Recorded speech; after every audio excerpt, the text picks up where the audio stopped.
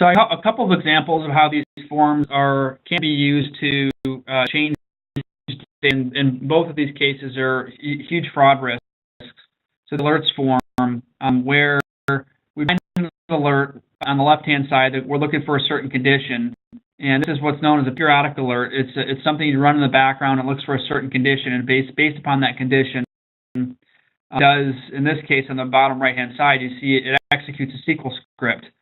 My condition on the left is the existence of a bank account, a certain bank account ending in this case 620. On the right-hand side, the update statement says change that bank account to another number, in this case ending in 619. You can go in advance. So the next slide is going to show us,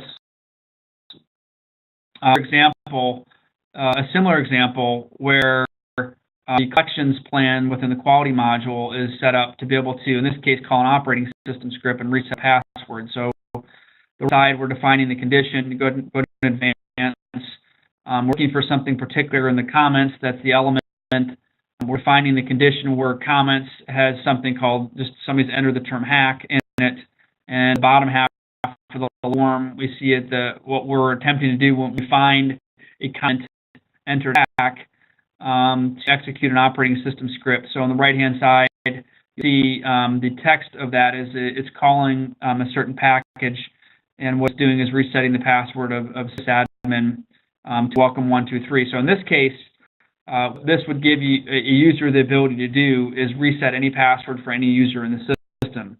So to the extent that you want to complete the fraud cycle, they could reset the password of someone that has the ability to enter suppliers. Another person's password has the ability to enter PO.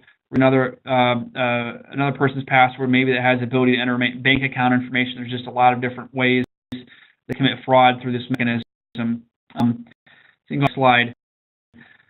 Two examples you can see where there's extremely high risk. Now, in the first example, in a longer demo, I would demonstrate that update script actually didn't even update and change the row who information, or the created by, last updated by information. And obviously, in the second example, to the extent that they can reset a password, they can log in as somebody else. It looks as if somebody else is doing the fraud, and it could be multiple people or multiple accounts being used in that case. Sensitive administration forms in this MetaLink note is in this document. I've just highlighted a few of them. I'm certainly not an expert in how all these can be used to manipulate the data, but they all have the ability to do some form of SQL injection or an operating system script. So there's a couple of them that in the latest MetaLink note, bottom half, that we've identified that allow this capability that, frankly, we've identified years ago, and a couple of years ago in a couple of cases, has not added to their documents. The question I have is, why isn't Oracle following some development standards and updating the documentation as they're releasing new forms and functions that have this SQL injection capability? It really, frankly, causes me to question their internal standards and procedures, because these are huge risks for organizations, and they're not even identifying and updating their documentation related to them. So it's, like I said, it just causes me to question their internal standards and procedures.